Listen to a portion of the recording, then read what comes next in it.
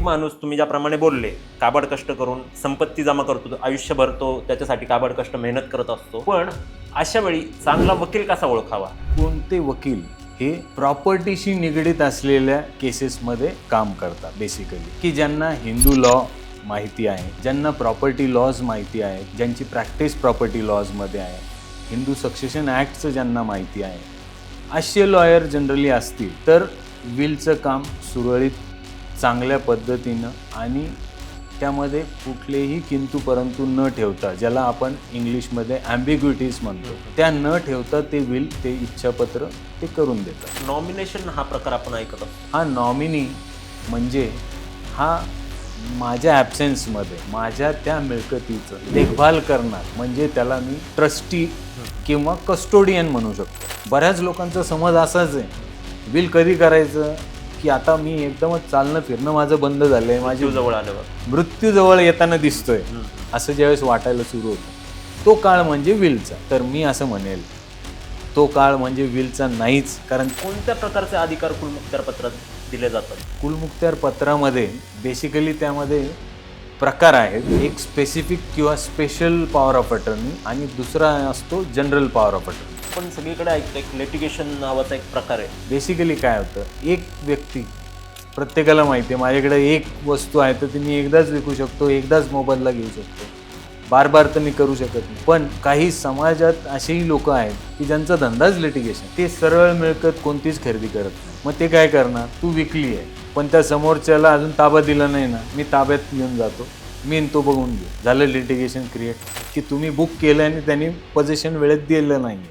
मग अशा केसमध्ये काय अवेलेबल आहेत तुमच्याकडे रिसोर्स, तर तुम्ही रेरामध्ये जाऊ शकता, डिलेसाठी तुम्ही कॉम्पेन्सेशन मागू शकता. तर मित्रांनो, स्वागत आहे आपल्या लय हार्ड या पॉडकास्ट शोमध्ये. लय हार्ड नावाप्रमाणेच लय हार्ड पर्सनॅलिटी आपल्याकडे येत असतात.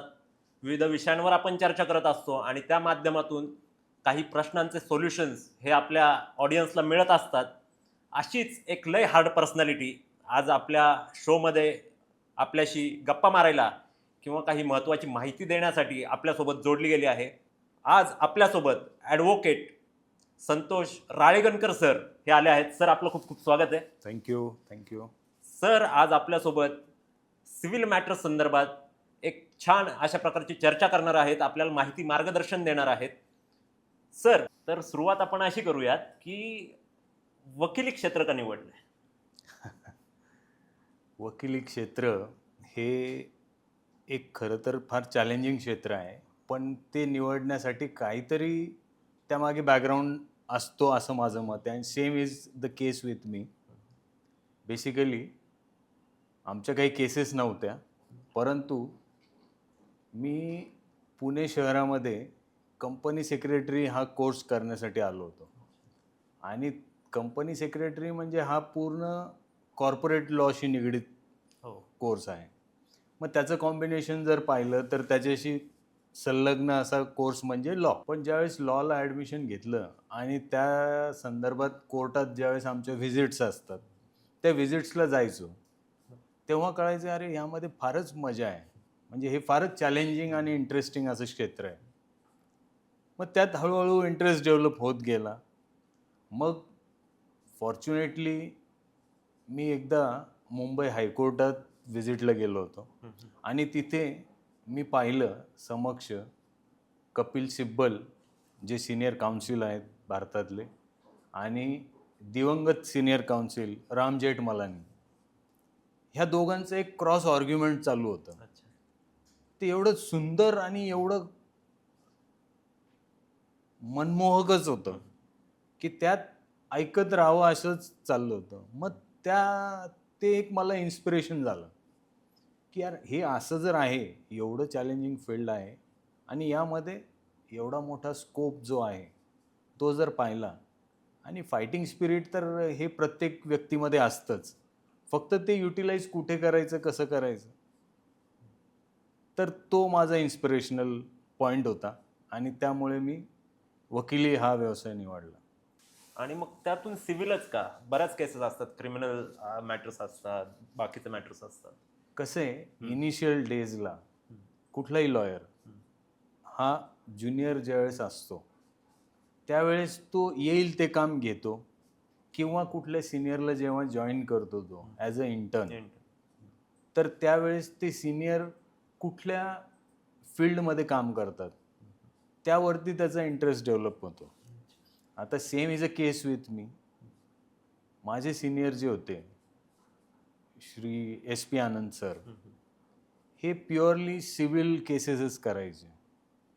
तसं पाहिलं तर सिव्हिल हा फार वास्ट सब्जेक्ट आहे आणि त्यामध्ये क्रिमिनलचे जर 3-4 ॲक्ट सोडले तर भारतातले सगळेच ॲक्ट्स लागतात.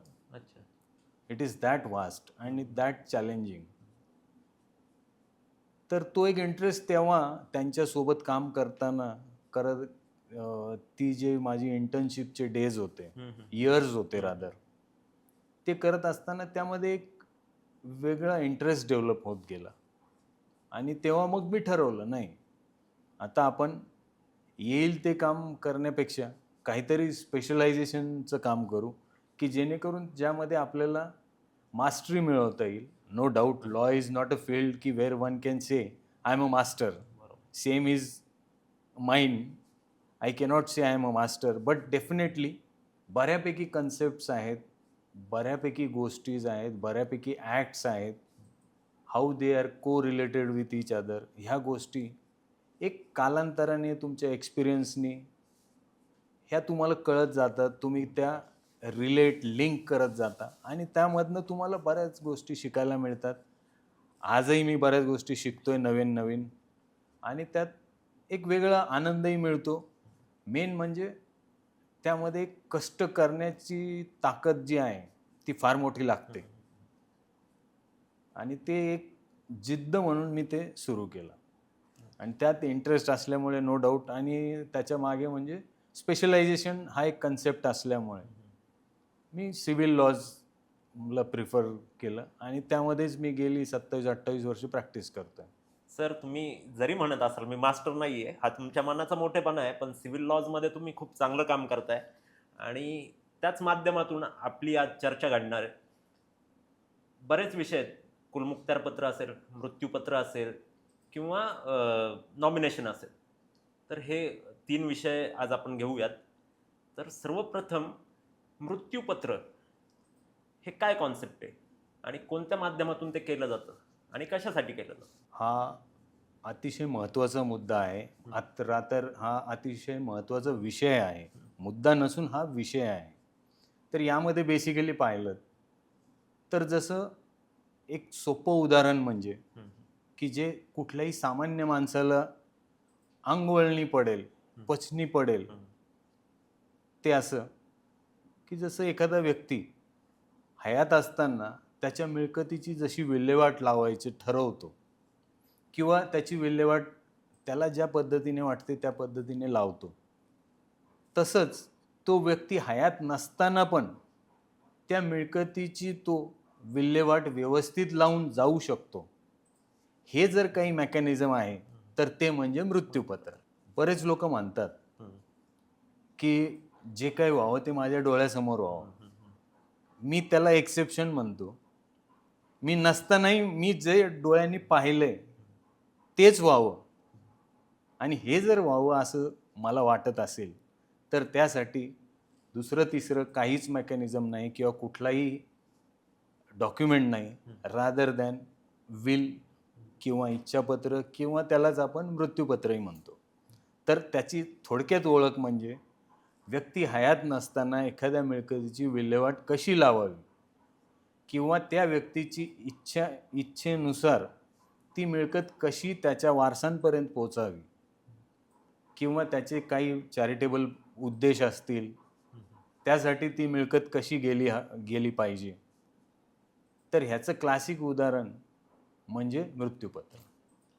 ही त्याची थोडक्यात ओळख. सर, माणूस हयात नसताना कोणत्या पद्धतीने मृत्यूपत्र करता येतं? मृत्यूपत्र हे माणूस हयात असतानाच होतं. बरं. माणूस गेल्यानंतर कुठलंच पत्र तयार करू होऊ शकत नाही, हां, कोणीच हां, तयार करू हां, शकत हां, नाही राहत. हां.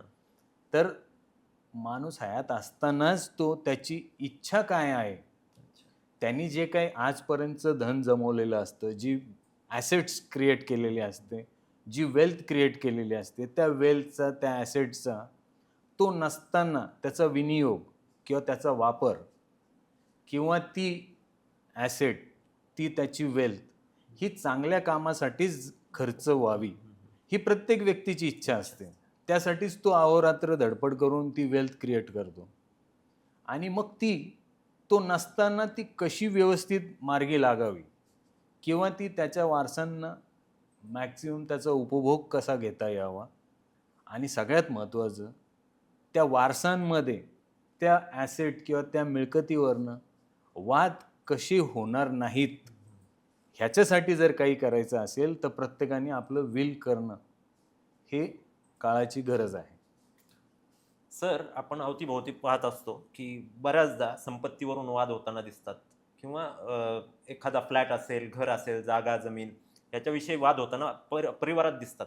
एक माणूस तुम्ही ज्याप्रमाणे बोलले, काबाड कष्ट करून संपत्ती जमा करतो, आयुष्यभर तो त्याच्यासाठी काबाड कष्ट मेहनत करत असतो. पण अशा वेळी एक चांगला वकील हा मिळणं तेवढंच दुरापास्तय.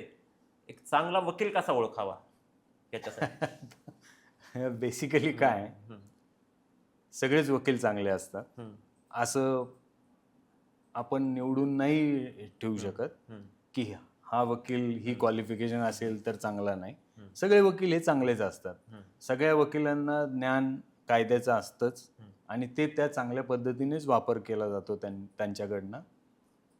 त्यातले त्यात काय बघायला पाहिजे की कोणते वकील हे प्रॉपर्टीशी निगडीत असलेल्या केसेसमध्ये काम करतात बेसिकली, की ज्यांना हिंदू लॉ माहिती आहे, जे त्यामध्ये वावरतात, ज्यांना प्रॉपर्टी लॉज माहिती आहेत, ज्यांची प्रॅक्टिस प्रॉपर्टी लॉजमध्ये आहे, हिंदू सक्सेशन ॲक्टचं ज्यांना माहिती आहे, असे लॉयर जनरली असतील तर विलचं काम सुरळीत चांगल्या पद्धतीनं आणि त्यामध्ये कुठलेही किंतु परंतु न ठेवता, ज्याला आपण इंग्लिशमध्ये ॲम्बिग्युइटीज म्हणतो, त्या न ठेवता ते विल, ते इच्छापत्र ते करून देतात.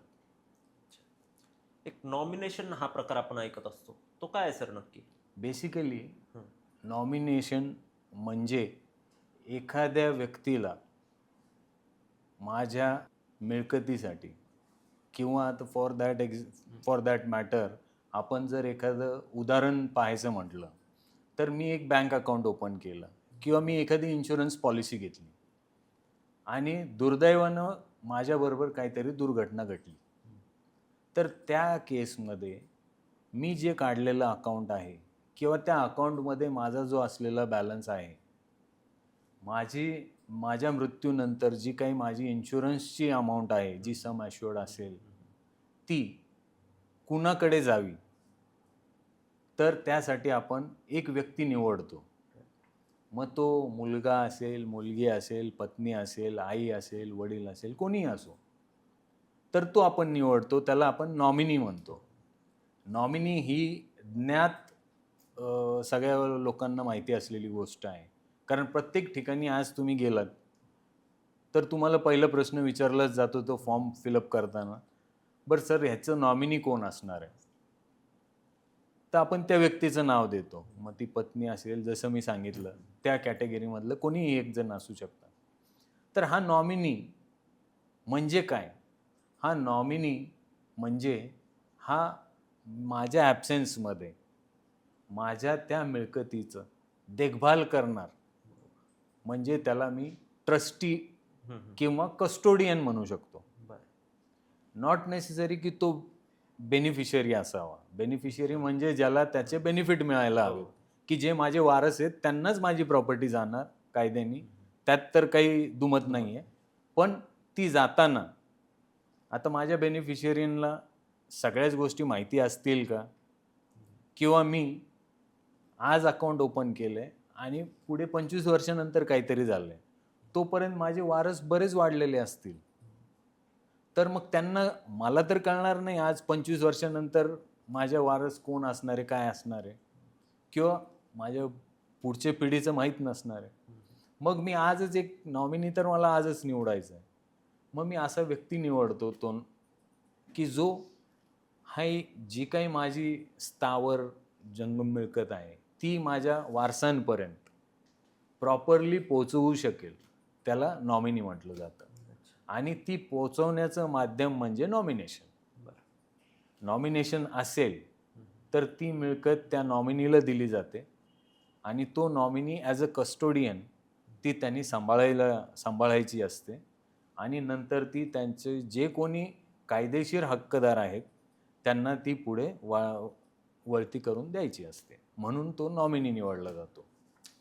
नॉमिनेशनची प्रक्रिया बहुधा सर्वजण करतात का सर? आता काही जर पूर्वीचे पाहिले तर येस, बऱ्यापैकी लोकांनी नॉमिनेशन केलेले होते. मधली एक फेज होती की ज्या फेजमध्ये नॉमिनेशन हा प्रकार कोणी करतच नव्हतं. करत नव्हतं म्हणजे मे बी तेवढं अवेअरनेसच नव्हती. अवेअरनेस असती तर ते नक्कीच केलं असतं. त्यावेळेस बऱ्याचशा इन्शुरन्स कंपनी किंवा बँक्स पण आजपासून एक 25 वर्षापूर्वीचं जर फेज पाहिली तर त्यावेळेस नॉमिनेशन हा एवढा काही महत्त्वाचा विषय नव्हता.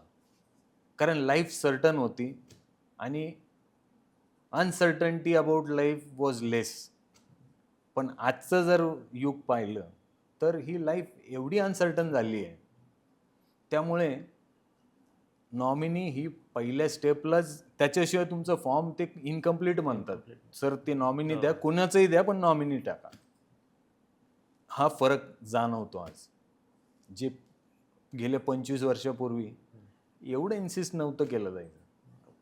मी विचार नाही केला अजून कोण नॉमिनी ठेवायचं. कारण त्यावेळेसचं आपण जर पाहिलं तर लोकांचा अवेअरनेस असा होता, मी नॉमिनी जर ह्याला ठेवलं किंवा हिला ठेवलं तर माझी सगळी प्रॉपर्टी तिलाच जाणार आहे. हा कालपर्यंतचा लोकांचा समज आहे. कालपर्यंत कशाला फॉर दॅट मॅटर, आजही बऱ्याचशा लोकांचा हा गैरसमज आहे की मी एखाद्या व्यक्तीला नॉमिनी म्हणून ठेवलं तर ती माझी सगळी मिळकत त्या व्यक्तीलाच जाणार आणि माझे जे खरे वारस असतील त्यांना काहीच मिळणार नाही. असा हा गैरसमज आजही काही ठिकाणी जाणवतो आणि दिसतो. परंतु नॉमिनी हा केवळ तुमचा कस्टोडियन आहे, हा तुमचा उत्तराधिकारी नाही आहे. हे लोकांना समजून घेणं गरजेचं आहे. त्यामुळे लोक जे घाबरायचे की मी नॉमिनी कुणाला ठेवू, तुम्ही कुणालाही ठेवू शकता. आणि आता नॉमिनेशन आणि मृत्यूपत्र हे जर पाहिलं तर हे दोन्हीही गोष्टी हे एकमेकाशी मिळत्या जुळत्या आहेत. राईट. त्याचं एक साधं उदाहरण म्हणजे मी एक मृत्यूपत्र केलंय आणि मी एकाला नॉमिनी ठेवलंय. बरं. मृत्यूपत्रात मी काय केलं, मी त्या अकाउंटचे डिटेल्स मृत्यूपत्रात टाकले, ज्याचा मी ऑलरेडी एक नॉमिनी ठेवलेला आहे. आणि ते डिटेल्स टाकून मी माझ्या मृत्यूपत्रात लिहिलं की माझ्या ॲब्सेन्समध्ये त्या अकाउंटचे जे काही बॅलन्स असतील ते एक्स व्यक्तीला देण्यात यावे. मग आता इथे दोन लोक तयार झाले, एक माझा नॉमिनी आणि एक व्यक्ती. नॉमिनी पण मीच अपॉइंट केलाय आणि त्या व्यक्तीला मृत्यूपत्राने मीच द्या म्हणतो. मग आता दोघांचे रोल काय, तर ज्याला मी द्या म्हणतोय मृत्यूपत्राने तो व्यक्ती म्हणजे बेनिफिशियरी, आणि ज्याला मी नॉमिनेट केलंय की माझ्या ॲब्सेन्समध्ये तू ही मिळकत सांभाळायची आणि ती माझ्या वारसांना द्यायची किंवा मी ज्याला सांगेल त्याला द्यायची, दॅट इज नॉमिनी. तर he has to act as a custodian आणि he has to pass on that property to the beneficiary. he cannot keep any interest in that property. That is called nominee. आणि हे आता जर पाहिलं तर हे एवढं गरजेचं झालंय. तुम्ही मृत्यूपत्र, आता फॉर दॅट मॅटर कोविडचाच काळ आपण पाहिला, त्यामध्ये किती अनसर्टन्टी होती, कुणाचंच काही गॅरंटी नव्हती. कितीतरी लोक असे जे काल आपल्या समोर होते ते अचानक नाहीसे झाले. आणि कितीतरी परिवार असे पाहिले की ज्यांच्याकडे वेल्थ आहे पण ती केवळ त्याची विल नसल्यामुळं आज ते त्यांची वाताहत होते. काही लोक कोर्ट कचऱ्यांच्या चक्करमध्ये अडकलेत. हेच की माझं किती तुझं किती, आणि पूर्ण नातेसंबंध विसरून गेलेत केवळ त्या पैशापोटी आणि त्या हव्यासापोटी की हे मला मिळावं, जास्तीत जास्त मला कसं मिळेल. तर हे जेव्हा पाहतो त्यावेळेस असं साधी कल्पना येते, यार आपणही एक आपलं जे आपण लोकांना सांगतो ते आपलं एक विलपत्र करून ठेवणं किती गरजेचं आहे. उद्या ही माझी मिळकत हीच माझ्या परिवाराला तोडण्याचं कारणीभूत होऊ शकते. हो. तेच मी हयात असताना जर त्याची विल्हेवाट व्यवस्थित लावून ठेवली, ती कशी कुणाला जावी, किती कुणाला जावी, त्याने मी भविष्यातले वाद सगळे संपवून टाकले आजच, किंवा वाद होण्यासाठी मी चान्सेस ठेवले नाहीत. आता बऱ्याच लोकांना काय वाटतं, अजून एक, विल केलं म्हणजे मी मरणार आहे. बऱ्याच लोकांचा समज असाच आहे, विल कधी करायचं की आता मी एकदमच चालणं फिरणं माझं बंद झालंय, माझी मृत्यू जवळ आल्यावर. मृत्यू जवळ येताना दिसतोय, किंवा माझी बुद्धी आता फार थोडी कमी व्हायला लागली आहे, असं ज्यावेळेस वाटायला सुरू होतं, तो काळ म्हणजे विलचा. तर मी असं म्हणेल, तो काळ म्हणजे विलचा नाहीच, कारण त्या फेजमध्ये तुमची बुद्धी तेवढी सक्षम नसते. त्या फेजमध्ये तुम्ही तेवढे योग्य त्या प्रकारे तुमचे निर्णय घेण्याची क्षमता नसते. त्यामुळे विल करण्याचा कालावधी हा तुम्ही जशी 35 किंवा 40 ओलांडता तेव्हापासून तुम्ही विल करायला पाहिजे.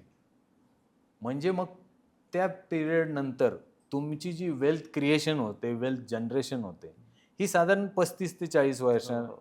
त्याच्या आधी तर तुम्ही सर्वायवल मोडमध्ये असता किंवा तुम्ही सेटलमेंट मोडमध्ये असता, आणि वेल्थ क्रिएशन, वेल्थ जनरेशन हे 35-40 नंतर सुरू होते. ॲज फार ॲज ॲटलिस्ट आमच्या फील्डमध्ये तरी तसंच आहे की वकिलीचं फळ हे 40ची नंतरच.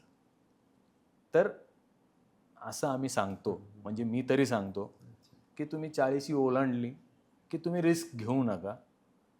जे काही प्रॉपर्टी तुमची आहे, आता नॉट नेसेसरी की जी तुम्ही आत्तापर्यंत कमवली त्याचंच तुम्ही विलमध्ये टाकू शकता, तुम्ही भविष्यातलंही टाकू शकता. की मी जर कुठली ह्या मिळकती व्यतिरिक्त माझ्या नावावर आणखी कुठली मिळकत आढळली तर ती मिळकतीचीही विल्हेवाट मी त्या विलमध्ये लावू शकतो. That is a unique feature. अच्छा. आता अजून एक महत्त्वाची गोष्ट काय आहे त्या विलमधली, की ही विल तुम्ही हयात असेपर्यंत कधीही बदलू शकता, कितीही वेळा बदलू शकता, आणि जी तुमची शेवटची विल असेल तीच कायद्याने ग्राह्य धरली जाणार. त्यामुळं दिस इज अ बेनिफिशियल पॉईंट की you make the will, keep on amending will as per your requirements, as per your situation, and keep it updated. म्हणजे काय होईल, तुमची त्याचे फायदे बरेच आहेत. एक, तुमच्या जेवढ्या मिळकती असतील, आता बऱ्याच वेळेस आपण ऐकलंही असेल, आपण पाहतोही की यार मित्राच्या घरी दुर्घटना घडली, त्याच्या मित्राला त्याच्या प्रॉपर्टीज सगळ्या माहिती आहे पण त्याच्या घरातच माहिती नाही आहे. त्याच्या मित्रांना त्याचे येणे देणे माहिती आहेत पण घरी कुणालाच माहिती नाही. ही सगळ्यात सॅड सिच्युएशन आहे. पण जर आपण विल केलं तर विलमध्ये आवर्जून आपण सगळ्या गोष्टींचा उल्लेख करू शकतो आणि करावा, की जेणेकरून विल जर वाचली गेली तर त्या विलमध्ये आपल्या सगळ्या गोष्टी, की माझ्या मालकीचं काय काय आहे, किंवा मी कुठे कुठे भागीदार होतो, माझे कुठले हिशोब येणं पेंडिंग आहे, कुठल्या इन्व्हेस्टमेंट्स मी केलेल्या आहेत, कुठले म्युच्युअल फंड्स असतील, शेअर्स असतील, FDs असतील, रिकरिंग डिपॉझिट्स असतील, ह्या सगळ्या गोष्टी ज्या आहेत ह्या आपण विलमध्ये टाकतो. That is we call it as a consolidation of your wealth. आणि ती कन्सॉलिडेटेड वेल्थ जेव्हा होते ती तुमच्या घरच्यांना, म्हणजे तुमच्या वारसांना, तुमच्या डिपेंडंट्सना, तुमच्या बेनिफिशियरीला ही रेडीमेड माहिती संकलित केलेली मिळते, एकत्रित मिळते. That is what we call it as consolidated. मग ही माहिती अदरवाईज त्यांना मिळाली असती का? नाही ना. मग विल केल्याने तुमचा फायदा किती झाला? एक, तुमची सगळ्या वेल्थची गोष्टी तुम्हाला एकाच ठिकाणी मिळाल्या. दुसरं, त्याचं वाटप कसं व्हावं, त्याचा विनियोग कसा व्हावा, हे पण त्यामध्येच उल्लेख केलेला आहे. त्याच्यात अजून तिसरी गोष्ट, माणूस किती ईज केलेला, आपला कायदा किती सुंदर आहे. अजून एक ईज काय केलेलं आहे माहिती आहे का कायद्यामध्ये? तर ह्या गोष्टींचं डिस्ट्रीब्युशन माझ्या वारसांमध्ये व्हावं, ही माझी इच्छा आहे. मग ती माझ्या XYZ मित्राने ती करावी, ही प्रोव्हिजन पण दिलेली आहे. म्हणजे त्याला आपण एक्झिक्युटर ऑफ द विल म्हणतो. किती छान ना? हो. की त्या व्यक्तीने, आणि हे बघा, ह्याच्या मागचा त्यावेळेसचा उद्देश काय होता, की त्यावेळेसची जी लोक होती त्यांची नीतिमत्ता होती, हो. ती एवढी चांगली होती. कुठलेही कायदे बनताना त्या पर्टिक्युलर काळात काय चाललंय, त्या कालावधीत. त्या कालावधीनुसारच आणि समाजाच्या गरजेनुसारच कायदे होतात. तर ही एक क्लासिक संकल्पना त्यामध्ये त्यांनी ॲड केली, युनिक फीचर ज्याला म्हणू आपण, की तुम्ही एक्झिक्युटर अपॉइंट करू शकता. आता तो एक्झिक्युटर पेड असतो का? तर बऱ्याचशा केसेसमध्ये तो पेड एक्झिक्युटरच नसतो. तो एक नैतिक जबाबदारी, एक मॉरल रिस्पॉन्सिबिलिटी, वेल विशर असं म्हणते. Well wisher. पूर्वी तुम्ही ऐकलं असेल बघा, मृत्यूपत्रात तुमचा फॅमिली डॉक्टर किंवा वकील हेच एक्झिक्युटर असायचे आणि तेच विल घेऊन यायचे घरी, की हे बघा बाबांनो, तुमचे वडील माझे मित्र होते. हिंदी आणि चित्रपटांमध्ये दाखवतात तसं. भरपूर आपण मराठी हिंदी चित्रपटांमध्ये ते पाहिलंय. तुमच्या वडिलांनी जाताना हे त्यांचं शेवटचं मृत्यूपत्र करून ठेवलंय, तुम्ही सगळे बसा, मी तुमच्या समोर ते वाचतो. हे आपण ऐकलंय, हे पाहिलंय. आता ते आपल्याला एक्झिक्यूट करायचंय, म्हणजे ते आपल्याला आत्मसात करायचंय. कसं? तर विल करून, मृत्यूपत्र करून, त्यामध्ये एक्झिक्युटर अपॉइंट करून, की जेणेकरून आपल्या मिळकतीची, आपल्या वेल्थची, ॲसेटची विल्हेवाट ही आपण ठरवूनच त्यानुसारच ती गेली पाहिजे. म्हणजे मी असं म्हणतो, म्हणजे जसं मी सुरुवातीलाच सांगितलं, मी हयात जरी नसेल ना, तरी माझ्या मिळकतीची विल्हेवाट ही माझ्या इच्छेनुसारच चाललेली. म्हणजे माणूस नसला तरी ती मिळकतीची विल्हेवाट ती लावू शकतो.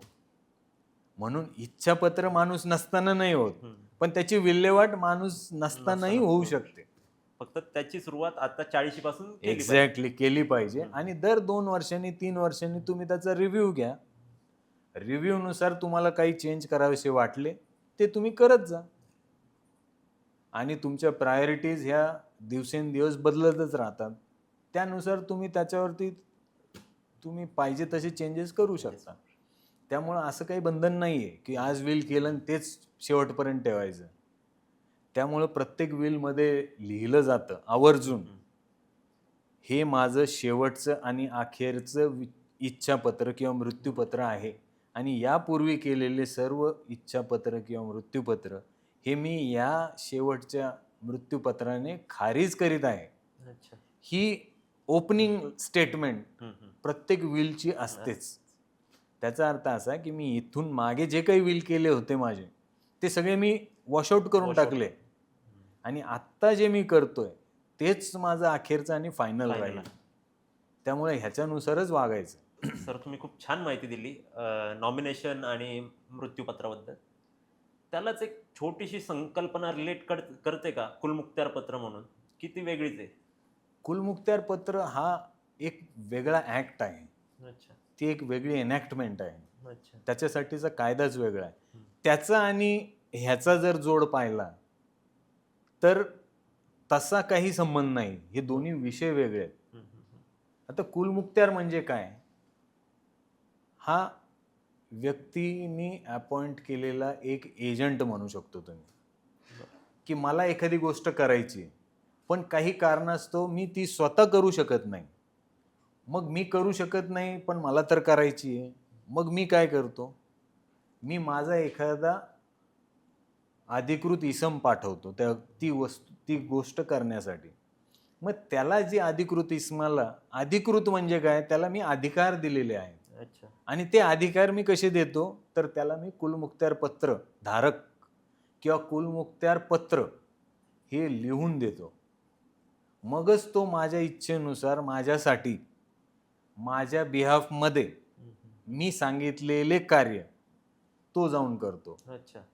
म्हणजे कुलमुखत्यार धारक. आणि त्याला जे अधिकार दिले जातात, ज्या दस्ताने दिले जातात, त्या दस्ताला म्हटलं जातं कुलमुखत्यार पत्र. बरं. तर हे जर पाहिलं, आता कुलमुखत्यार पत्र हा एक फार इंटरेस्टिंग विषय आहे. बऱ्याच लोकांना बरेच प्रश्न पडलेले असतात, की मी ॲब्रॉडला राहतो.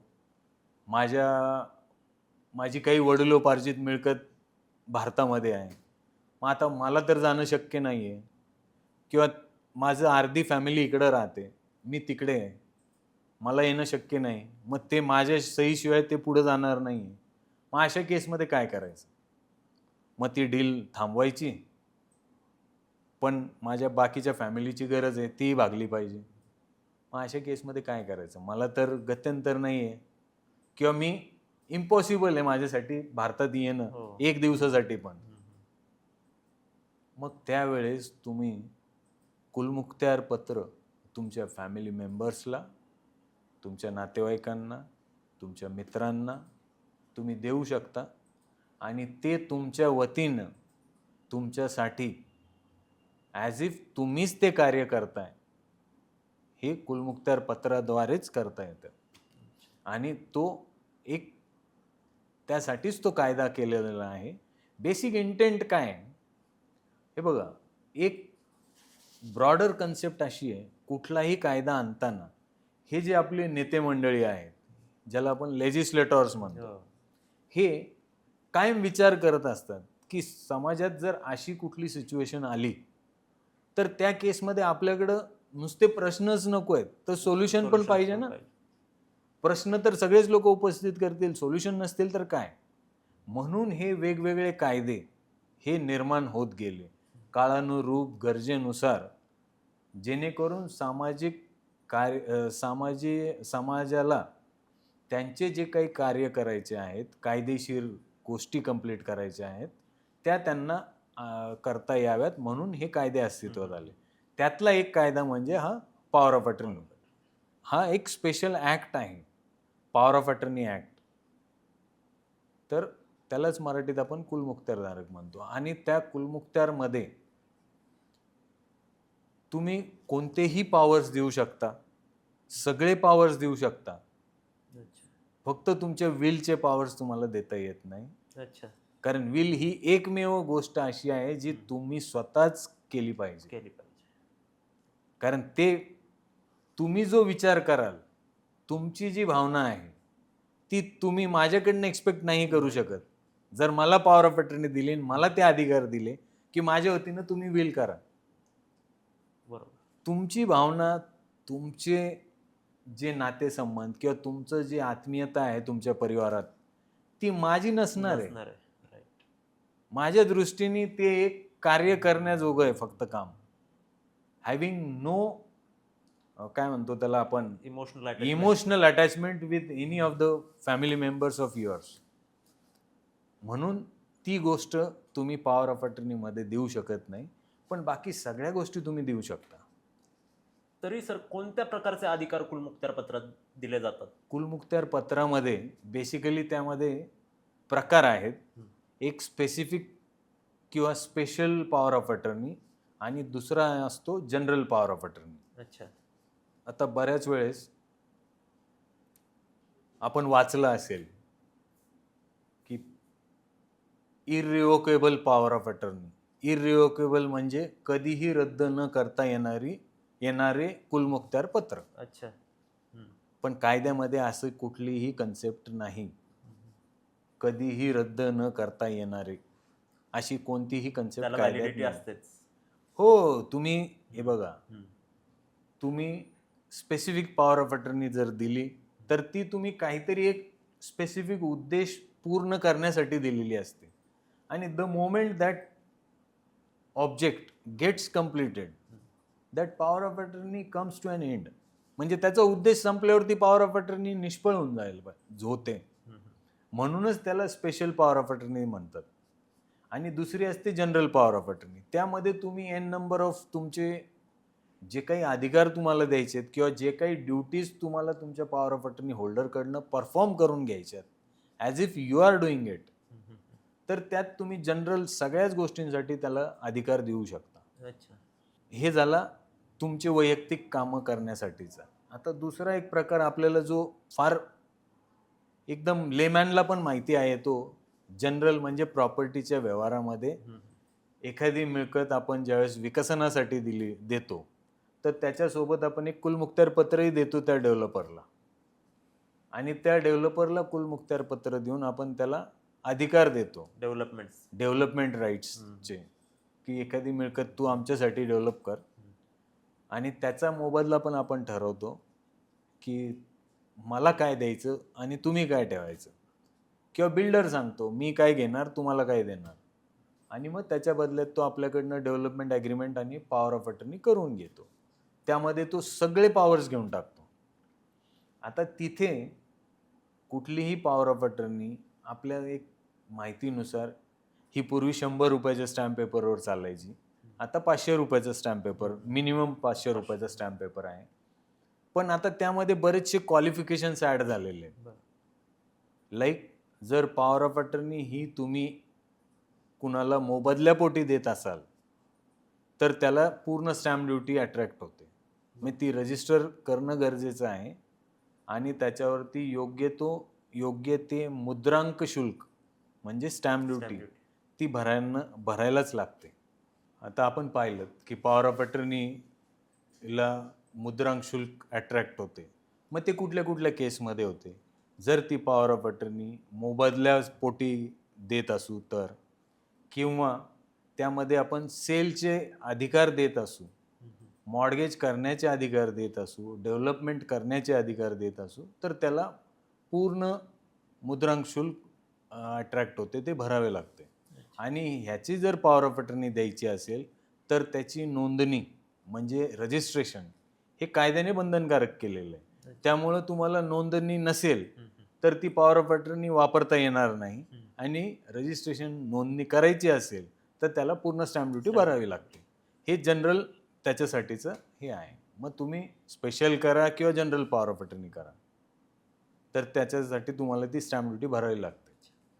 सर, बऱ्याचदा आपण पाहतो की फ्लॅट धारकांची किंवा जे डेव्हलपर असतील ते जागा मालक असतील ते एखाद्या डेव्हलपरला जागा डेव्हलप करण्यासाठी देतात, पण त्यांची फसवणूक केली जाते. त्याच्यासाठी काय केलं पाहिजे? नाही, त्याच्यासाठी तुम्ही ज्यावेळेस एखादी जागा डेव्हलपमेंटला देतात त्या केसमध्ये तुम्ही तुमच्या टर्म्स क्लिअर ठेवल्या पाहिजेत. आणि त्यावेळेस तुम्ही एखादा कायदेशीर सल्लागाराचा सल्ला घेऊनच ते डॉक्युमेंट केलं पाहिजे. प्रत्येक गोष्टीला आपण जसं म्हणतो एखादं स्पेशलायझेशन आहे, तर तो व्यक्ती आपल्यापेक्षा जास्ती पुढचा विचार करू शकतो एखाद्या बाबीबद्दल. तेच ज्यावेळेस मी एखादं डेव्हलपमेंट राईट्स द्यायचे आहेत, तर डेव्हलपर सांगतो त्यांनी करून आणलंय मग मी सह्या करणार, कारण का तर मला काहीतरी मोबदला मिळणार आहे. हा हेतू, हा विचार न ठेवता माझा मोबदला कसा सेफली मिळवता येईल, उद्या बिल्डरचं काही झालं कमी जास्ती तर त्या केसमध्ये माझी जमिनी अडकून जाते, मोबदला तर तो भविष्यातच होऊन जातो आणि माझ्याकडे हातात काहीच राहत नाही. त्यासाठी तुम्ही डेव्हलपमेंट ॲग्रीमेंट करताना कायदेशीर गोष्टींचा विचार करण्यासाठी विधी सल्लागाराचा सल्ला घेऊनच पुढे जावं. नाहीतर तुमची फसवणूक होण्याचे चान्सेस जास्ती आहे, किंवा मी फसवणुकीपेक्षा असं सांगेल की तुमचे अडकण्याचे चान्सेस जास्ती आहे. बऱ्याचदा सिव्हिल मॅटर्समध्ये, सिव्हिल लॉजमध्ये जागा जमिनींच्या केसेस ह्या लांब लांब चालतात, 10 वर्ष, 15 वर्ष, 20 वर्ष. त्याला आळा घालण्यासाठी किंवा एक सूचकपणे काम करण्यासाठी त्यात एक जागाधारकाने किंवा जमीन मालकाने काय केलं पाहिजे? बेसिकली जमीन मालकाने त्याच्यासाठी डेव्हलपमेंट ॲग्रीमेंटमध्ये त्याची कालमर्यादा ठरवून घेतली पाहिजे. किती दिवसात त्या डेव्हलपरने तुम्हाला तुमचा जो काही मोबदला आहे तो बांधीव स्वरूपात असेल तर 2 वर्ष, 2.5 वर्ष, 3 वर्ष, त्याच्यापेक्षा जास्ती काळ नसावा. आणि तो स्पेसिफिक ठरवून घ्यावा, तो रायटिंगमध्ये तुमच्या डॉक्युमेंटमध्ये नमूद केलेला असावा. त्याबद्दल कुठलीही किंतु परंतु नसावी. म्हणजे कॉमा फुलस्टॉपचे जे इफेक्ट्स आहेत किंतु परंतु त्याला म्हटलं जातं ते नसावेत, ते क्रिस्टल क्लिअर असावं.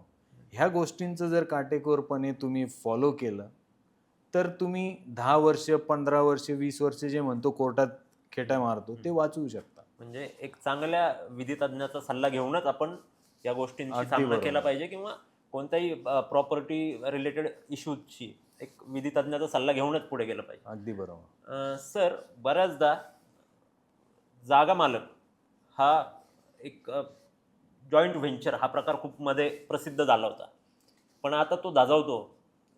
तो डेव्हलपरशी कोणत्याही प्रकारचा करार करायला घाबरतो. त्याच्या मागे काय कारण असतं? त्याच्या मागे म्हणजे प्रॅक्टिकल उदाहरण प्रत्येकजण डोळ्यांनी पाहतो की मी डेव्हलपमेंट राईट्स दिलेत किंवा मी डेव्हलपर बरोबर करार केलाय आणि मी आता डेव्हलपर काय करतोय, 10 बिल्डिंग मधल्या 5 बिल्डिंग मला द्यायच्या होत्या, पण तो त्याच्या 3 बिल्डिंग झाल्यात, माझ्या बिल्डिंगचा आत्ताशी पायाभरणी केलंय. तो विकून पैसे घेतोय कारण तो सांगतो मला पैसे जनरेट केल्याशिवाय मी बांधणार कसं. पण त्या लँड ओनरचं मात्र नुकसान होऊन जातं त्यामध्ये. त्याचा जो क्रुशियल पिरियड आहे त्याला त्या मिळकतीतनं काहीच उत्पन्न तयार होत नाही. मग ही सगळ्या गोष्टी ज्या आहेत ह्या अशा प्रकारे फसवणूक होत चालली आहे. त्यामुळं बरेचसे शेतकरी हाच विचार करतात की यार मी याला डेव्हलपमेंट राईट्स देऊन 4 वर्ष 5 वर्ष वाट बघायची, परत ह्यांचं काही बरं वाईट झालं तर मी काय करायचं, मग मी कोर्टात जायचं. कारण बिल्डर डेव्हलपर हे लोन घेऊन टाकतात, प्रोजेक्ट लोन. प्रोजेक्ट लोनमध्ये जागा अडकून जाते, मग शेतकरी घरकाना घाटका परिस्थिती होते. मग त्यामुळं आत्ताच्या काळात शेतकरी हे बऱ्यापैकी सुज्ञ झालेले आहेत, व्हिजिलंट झालेले आहेत आणि ते हे सगळ्या गोष्टींचं पालन करायला पाहिजेत. काही प्रमाणात करतायत, पण मी म्हणेल त्यांनी 100% करावं. त्याच्यात फ्युचर लिटिगेशन आपण अवॉइड करू शकतो. पण सगळीकडे ऐकतो एक लिटिगेशन नावाचा एक प्रकार आहे, प्रॉपर्टीजमध्ये बऱ्याचदा तो असतो. तर लिटिगेशनमध्ये बऱ्याच प्रॉपर्टी अडकतात. 3 पार्टीचा वाद असतो, 2 पार्टीचा वाद असतो, एकच जागा 4 जणांना विकलेली असते, 2 जणांना विकलेली असते. हा काय प्रकार आहे सर? हा प्रकार म्हणजे काही वेळेस तो जागा मालक याला कारणीभूत असतो, काही वेळेस तो शिकार बनला जातो, काही वेळेस लोक त्याला काहीतरी आमिष दाखवतात. बेसिकली काय होतं, एक व्यक्ती, प्रत्येकाला माहिती आहे माझ्याकडे एक वस्तू आहे तर ती मी एकदाच विकू शकतो, एकदाच मोबदला घेऊ शकतो, बार बार तर मी करू शकत नाही.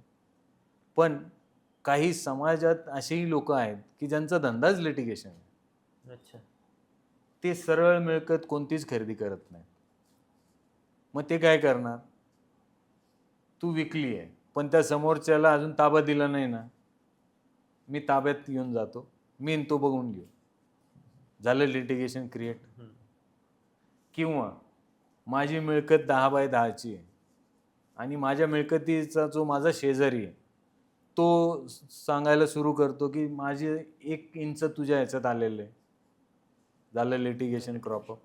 हे लिटिगेशन हा शब्द जो आहे ना, हा एवढा आपण सोबत घेऊन फिरत असतो ना कायम समाजात वावरताना, त्यामुळं हा असा कुठलीही एक गोष्टीशी संलग्न नाही आहे, हा कायमच सोबत आहे. आणि त्यातले त्यात मिळकत म्हटलं की तुम्ही हवा पण घ्यायची म्हटलं, सूर्यप्रकाश पण जर तुमच्या ह्याच्यात घ्यायचा म्हटलं, त्याला इजमेंटरी राईट्स हा शब्द दिला जातो. ते इजमेंटरी राईट जरी व्हायोलेट होत असतील तरी लिटिगेशन होतं. अच्छा. म्हणजे हे लिटिगेशन कशाही प्रकारे तयार होऊ शकतं. सर, जर रेरामध्ये असा एक नियम आहे की एक मर्यादित कालावधीत तुम्हाला बांधकाम पूर्ण करून द्यायचंय. जागा मालकाने एखाद्या डेव्हलपरला ती जागा दिली, पण बऱ्याचदा असं होतं की त्या कालावधीत ते बांधकाम पूर्ण होत नाही. त्याच्यासाठी लिगल ॲक्शन म्हणून जागा मालक काय घेऊ शकतो? जागा मालकाकडे 2 ऑप्शन्स आहेत. एक, रेरामध्ये बेसिकली रेरा हा जागा मालकांसाठी नाही नसून हा सदनिका धारकांसाठी आहे. अच्छा. किंवा फ्लॅट पर्चेसर, शॉप पर्चेसर, कमर्शियल प्रिमायसेस पर्चेसर ह्यांच्यासाठी. जागा मालक म्हटलं की तो रेराच्या ज्या डेफिनेशन्स, ज्या संज्ञा दिलेल्या आहेत त्याच्यात तो प्रमोटर म्हणून गणला जातो. अच्छा. आणि प्रमोटर जर असेल तर त्याला रिलीफ, त्याचं भांडण कुठल्याही सदनिकाधारकांशी नाही आहे, तर त्याचं भांडण त्याच्या डेव्हलपर्सशी आहे. आणि त्याच्यासाठी एकमेव म्हणजे तुम्हाला सिव्हिल कोर्टच आहे. पण जर वाद तुमचा सदनिकाधारक आणि डेव्हलपर असेल की तुम्ही बुक केलं आणि त्यांनी पोझिशन वेळेत दिलं नाहीये, मग अशा केसमध्ये काय अवेलेबल आहेत तुमच्याकडे रिसोर्स, तर तुम्ही रेरामध्ये जाऊ शकता. डिलेसाठी तुम्ही कॉम्पेन्सेशन मागू शकता. ही प्रोव्हिजन रेरा कायद्यामध्येच दिलेली आहे. आणि ते कॉम्पेन्सेशन किंवा त्याचा व्याजाचा दर हे जसं ॲग्रीमेंटमध्ये बिल्डर एखादं पेमेंट नाही आलं तर मी एवढे टक्के चार्ज करणार आहे डिले केलं पेमेंटला, तर सेम टक्केनी तुम्हाला कॉम्पेन्सेशन द्यायचं असा कायद्यात तरतूद केलेली रेरामध्ये. ते तुम्ही मागू शकता. रेरा पोझिशन लवकरात लवकर देण्यासाठी त्यांच्यावर निर्बंध घालू शकतात. ह्या सगळ्या गोष्टी अवेलेबल आहेत आणि त्याच्यासाठी तुम्हाला रेरामध्ये तशी तक्रार नोंदवावी लागते. सर, आज आपण आलात, खूप चांगल्या प्रकारे आमच्या ऑडियन्सला तुम्ही मार्गदर्शन केलं, काही सिव्हिल लॉ संदर्भात सल्ले दिले. तर तुम्ही आलात, खरंच आनंद होतोय. आज आमच्या लय हार्ड या टीमला सुद्धा आनंद होतोय. या प्रकारचं मार्गदर्शन अजून आपल्या ऑडियन्सला भेटत राहील अशी मी अपेक्षा करतो आणि तुमच्या माध्यमातून पण वकिलीचं एक चांगलं काम घडत राहील ही सुद्धा मी अपेक्षा ठेवतो. धन्यवाद सर. थँक्यू.